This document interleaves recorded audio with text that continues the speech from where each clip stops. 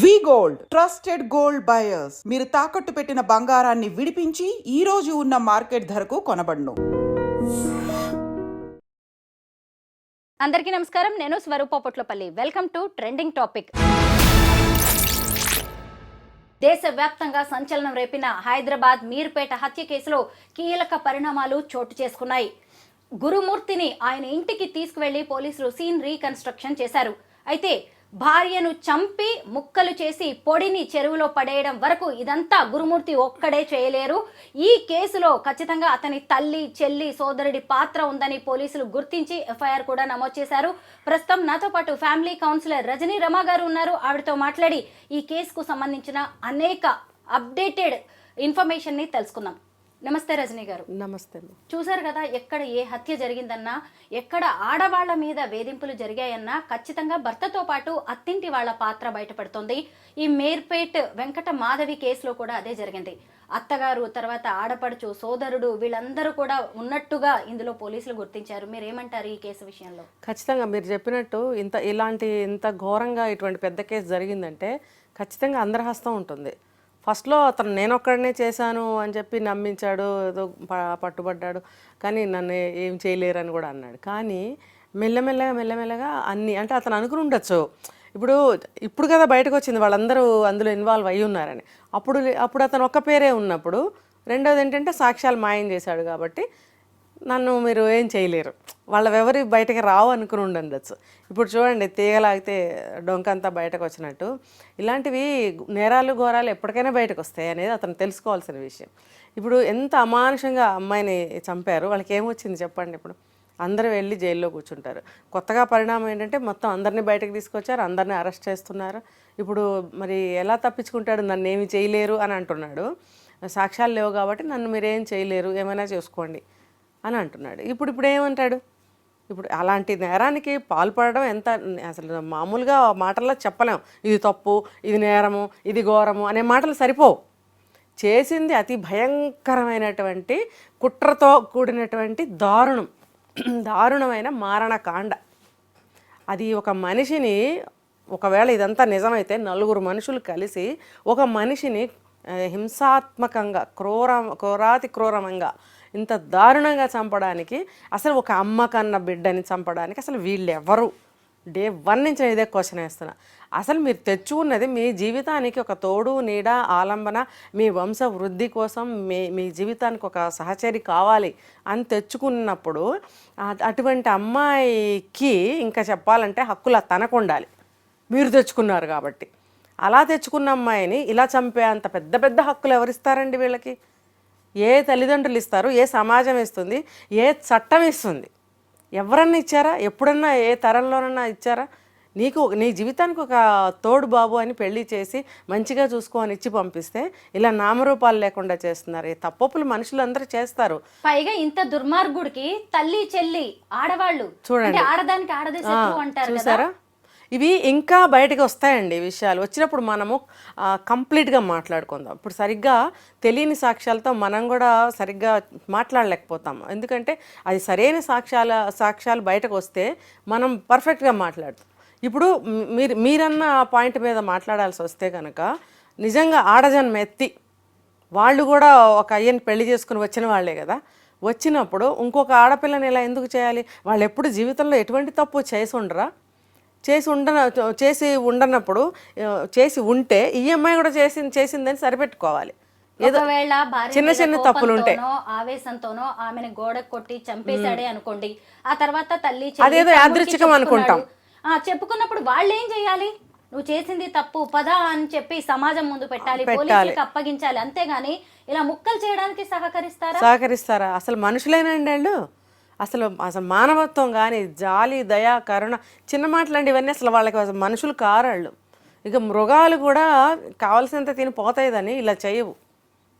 ఇంత దారుణంగా ఏ జీవి చేయదు. అసలు వీళ్ళు ఏ జాతి కిందకు వస్తారో నాకైతే అర్థం కావట్లేదు. అసలు ఎవరిచ్చారు వీళ్ళకి హక్కు? ఒక తల్లి కన్న బిడ్డని, ఇంకో ఇంటి నుంచి తెచ్చుకున్న అమ్మాయిని అసలు మీరు ఏం చేయటానికి అసలు హక్కు లేదు.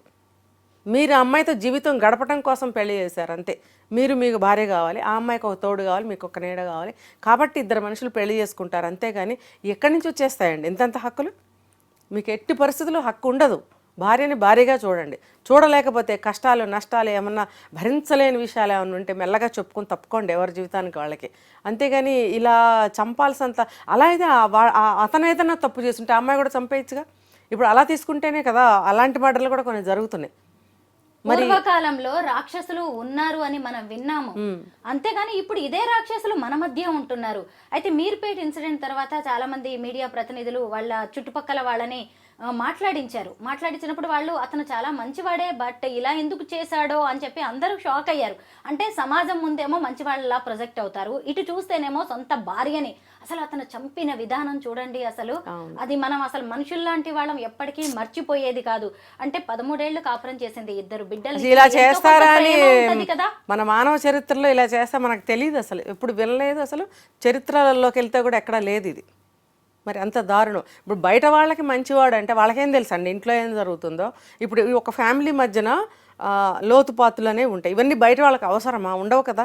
మనం కొట్లాడుకున్నా, పస్తులున్నా, దెబ్బలాడుకున్నా, తన్నుకున్నా, ఏం చేసినా మనం ఇంట్లో చేసుకుంటాం. అవన్నీ బయట వాళ్ళకి ఏం తెలుసు? బయటకు వెళ్ళిన తర్వాత బాగున్నారండి, బాగున్నాడు, మీకు ఏమైనా సాయం కావాలంటే చెప్పండి, అలా అలా ఉంటుంది అక్కడ బయట వాళ్ళతో రిలేషన్ అనేది.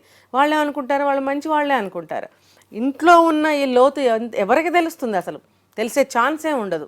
ఎవరో ఒకళ్ళకి బాగా దగ్గరగా ఉండి వాళ్ళ ఇంటి మీద చెవులో కళ్ళ వేస్తే తప్ప ఎవరికి తెలియదండి. ఇప్పుడు వచ్చి ఇంట్లో కూర్చుని సమస్యను తీర్చేంత పరిస్థితులు సమాజంలో లేవు. ఇలా చెవులో కళ్ళలో వేసి విని చూడాల్సిందే తప్ప దొంగచాటుగా ఎవరింటి విషయాలు ఎవరికి తెలియవండి అసలు. అటువంటి పరిస్థితిలో బయట వాళ్ళకి మంచి అయితే ఎవరికి గొప్ప? ఇంట్లో ఇంత ఘోరం జరిగింది, అందుకని వాళ్ళు అనుమానించలేదు ఎవరు. అయితే అసలు ఈ అత్తింటి ఆరళ్ళు టాపిక్ వచ్చింది కాబట్టి మీర్పేట ఇన్సిడెంట్ లో కూడా ఇప్పుడు మనం ఇంకో సంఘటన గురించి కూడా మాట్లాడుకోవాలి రజనీ గారు. ముఖ్యంగా మహబూబాబాద్ జిల్లాలో ఈ మధ్య పండగ తర్వాత పాపం ఒక అమ్మాయిని చంపేసి పండక్కి ముందు, సంక్రాంతి పండక్కి ముందు ఒక భార్యని చంపి, అది కూడా ఎవరు? భర్త, అత్త, మామ, ఆడపడుచు భర్త వీళ్ళందరూ కలిసి ఒక ఆడ మనిషిని చంపేసి ఇంటి దగ్గరే పూడ్చిపెట్టి ఆ బొంద మీద కట్టెల పొయ్యి పెట్టి దాని మీద పిండి వంటలు చేసుకొని సంక్రాంతి పండుగ చేసుకున్నారండి. ఏం చేయాలి వీళ్ళని? అక్కడ కూడా 2 పిల్లల తల్లి, ఇంతమంది కలిసి ఒక మహిళని అంతం చేసి పండుగ చేసుకోవడం ఏంటి రజనీ గారు? అసలు పండగనే మాట మర్చిపోతాం. ఇంట్లో ఏదన్నా చిన్న బాధ వస్తే లెగవబుద్ధి కాదు, స్నానం చేయబుద్ధి కాదు, కనీసం పప్పు అన్నం వండే ఇది కూడా ఉండదు. మనసు అంత భారంగా తయారవుతుంది. ఎవరో చనిపోతేనే మనం అంత బాధపడతాము. కనీసం ఇంట్లో మనకి తలనొప్పి వస్తే కూడా మనం ఆ బాధతో ఏం చేసుకోలేకపోతామే. అలాంటిది మనిషిని చంపి ఆ మనిషి ఇది మీద పొయ్యి పెట్టి వంటలు చేసుకోవడం ఏంటండి? అసలు మనుషులేని అసలు మనసు ఎలా వస్తుంది వాళ్ళకి? అంటే వాళ్ళు చేసినటువంటి దారుణమైన విషయానికి వాళ్ళకి ఏం చేయాలో తెలియక దాన్ని కప్పిపుచ్చుకోవడానికి ఇంకో తప్పు చేయడం. తప్పు మీద తప్పు అంటారు చూసారా? తప్పు మీద తప్పు చేయడం అన్నమాట. అంటే ఆ యాష్లో ఈ యాష్ అన్నీ కలిసిపోతాయని. ఎప్పటికైనా సరే ఈ క్లూ టీమ్స్ వస్తే కనుక, క్లూ అంటేనే అది మూలల నుంచి, భూగర్భంలో నుంచి, ఆకాశంలో నుంచి తాళ్ళేసి లాగేదే క్లూ టీము. వాళ్ళకి ఏమి దొరకకుండా ఉంటాయి చెప్పండి? ఏవి దాగుతాయి చెప్పండి వాళ్ళ దగ్గర? తర్వాత స్మెల్లింగ్ డాగ్స్ ఉంటాయి వాళ్ళ దగ్గర, మళ్ళీ వాళ్ళకైనటువంటి టెక్నిక్స్ ఉంటాయి. మరి ఏ ద్వారానైనా సరే వాళ్ళని బయట పెట్టలేరా? అంతా అవివేకులా, అజ్ఞానులా, అన్ఎడ్యుకేటెడ్సా? ఏం నాకు అర్థం కావట్లేదు అసలు. అంటే ప్రస్తుతానికి తప్పుకుంటే చాలు అమ్మాయ బాబా అంతే అనుకుంటున్నారా? అనుకుంటే కూడా ఎక్కడా కూడా రక్షించబడరు ఇలాంటి వాళ్ళు. భగవంతుడు అనేవాడు చక్కగా అన్ని బ్యాలెన్స్ చేస్తూ ఉంటాడు. కాకపోతే ఆయన దిగొచ్చి చేయడు కాబట్టి ఈ డిపార్ట్మెంట్స్ సక్రమంగా వర్క్ చేస్తే భగవంతుడు వచ్చినట్టే కిందకి. ఈ డిపార్ట్మెంట్స్ సక్రమంగా వర్క్ చేసి వీళ్ళని పట్టుకుని వీళ్ళు నేరాన్ని నిరూపిస్తే ఖచ్చితంగా వీళ్ళు బ్రహ్మాండమైన శిక్షలు పడాలండి వీళ్ళకి. ఈ 2 సంఘటనల్లో కూడా అసలు వీళ్ళందరి పైశాచిక ప్రవర్తనను చూస్తుంటే నిజంగా భయమేస్తుంది. ఎందుకు ఇలాగా మగవాళ్లలో ముఖ్యంగా ఇలాగా అత్తింటి వాళ్ళు కూడా కావచ్చు ఇంత నేర ప్రవృత్తి అనేది పెరిగిపోతుంది? ముఖ్యంగా చూడండి, ఈ కొంతమంది ఆడపడుచులు ఉంటారండి, నాకు ఎలా చెప్పాలో అర్థం కావట్లేదు. మంచి ఆడపడుచులకేమో ఆడపడుచు మంచిదైతే శిక్ష ఆడపడుచుకే, ఆడపడుచు చెడ్డదైతే ఆ ఇంటి కోడలకి. అంటే ఇది ఓవరాల్గా ఆడపడుచులందరికీ చెడ్డ పేరు. ఇది ఆడపడుచు అన్న పేరే చెడ్డది. ఆ పాత్రలో ఒక ఆడపిల్ల ఎంత దేవత అయినా అమ్మో ఆడపడుచు అనే అంటారు. అత్తగారి పాత్ర కూడా అటువంటిది, 2 దాదాపు. అలాంటప్పుడు ఇటువంటి మనస్తత్వాన్ని పెంచుకోవడము, ఇలాంటి నేరాల్లో పాలు పంచుకోవడము, లేకపోతే అనవసరమైన వెధవ దరిద్రపు సలహాలు ఇవ్వటము, ఏదైనా సరే ఇలాంటి కేసుల్లో వాళ్ళు పాత్ర ఉన్నట్టే లెక్క. అసలు వాళ్ళు ఒక ఆడపిల్లలే, తను ఒక భర్త దగ్గర ఉంటుంది, సరే ఆ భర్త కూడా దీనికి ఎంకరేజ్ చేయడం అంటే అతను రేపొద్దున భార్యను ఏదైనా కొట్టినా తిట్టినా ఈ అమ్మాయికి అర్థం అవ్వదా, ఇప్పుడు మనం ఇలా చేస్తున్నాం, రేపు నా భర్త నన్ను చేస్తే నా పరిస్థితి కూడా అంతే కదా అంటాడు. ఖచ్చితంగా రేపటి నుంచి అంటాడు అతను, నువ్వు మీ వదిన ఇలా చేయలేదా, నువ్వేమన్నా మామూలు దానివా అని చెప్పి ఇంకో కోణంలో చూడకపోతే నన్ను అడగండి, ఇంకో కోణంలో మాట్లాడకపోయినా అడగండి. ఆ అమ్మాయికి ట్రీట్మెంటే మారిపోతుంది అసలు రేపటి నుంచి. ఇప్పుడు ఎటు పట్టుబడ్డారు, ఇది వేరే విషయం, శిక్ష పడనివ్వండి, బయటకు రావండి, ఏమన్నావండి, ఫర్దర్గా వాళ్ళ ఫ్యూచర్లో లైఫ్లో వాళ్ళ రొటీన్లో ఖచ్చితంగా ఈ అగాధాలు వచ్చే తీరుతాయి. అలాంటప్పుడు తన జీవితం నరకమే కదా. ఏ ఆడపడిచైనా అంతే, ఏ అత్తగారైనా అంతే. అసలు నీకు ఇష్టం లేకపోతే కనీసం మానవత్వంతోనన్నా ఉండు. నువ్వు సూటిపాటు మాటలు అనటం కానీ, లేకపోతే ఆ అమ్మాయిని వేధించడం కానీ, బాధించడం కానీ అవసరం లేదు. నీ అయిష్టాన్ని మౌనంతో కూడా చూపించవచ్చు.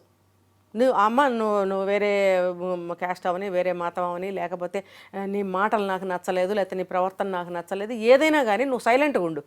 కొన్నాళ్ళకి ఆ అయిష్టతనే ఆ అమ్మాయి అర్థం చేసుకుని తనే మారటానికి ఛాన్సెస్ ఉన్నాయి. కాకపోతే కొంచెం టైం పడుతుంది. కొంచెం అంటే కొంచెం ఎక్కువ టైమే పట్టచ్చు, 10 ఏళ్ళు పట్టచ్చు, 15 ఏళ్ళు పట్టచ్చు. పోనీలే మన లైఫ్ చివరి వరకు ఆ అమ్మాయి మారింది అంటే మళ్ళీ అప్పటికి అందరూ కలిసి రండి అత్తయ్య గారు, రండి మావయ్య గారు అని పిలిచి ఇంటికి పిలిచి ఇంట్లో ఉంచుకోవడం లాంటి పరివర్తన అనేది వస్తే మన జీవితానికి మంచిదే కదా. అలా అన్నా చేయొచ్చు కదా. అలా చేయరు. ఆ కక్షలు కావేశాలు చూపించాలి, తీర్చుకోవడం అంటే ఇప్పుడు ఇదిగో ఆ కసి కోపాన్ని కొడుకుతో చేయిస్తే వాళ్ళు బయటపడరా, అమ్మ మా తప్పేం లేదు బా, మాకేం తెలియదు మా అబ్బాయి అనటానికి కాదుగా ఇది.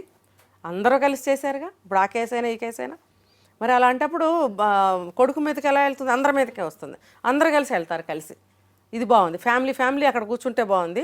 కొద్దిపాటి అడ్జస్ట్మెంట్లు కానీ, సహనం కానీ, క్షమాగుణం, ఫస్ట్ క్షమ. ఎందుకండి క్షమించలేకపోతున్నారు? ఇప్పుడు ఒకళ్ళకి గిట్టదనుకోండి, అత్తకి కోడలకి, అది పక్కన పెడదాము. మనం ఏం చేయాలి, మార్చుకోవడానికి ప్రయత్నించాలి, కోడల్ని మార్చుకోవడానికి ప్రయత్నించాలి. మారకపోతే వదిలేయాలి.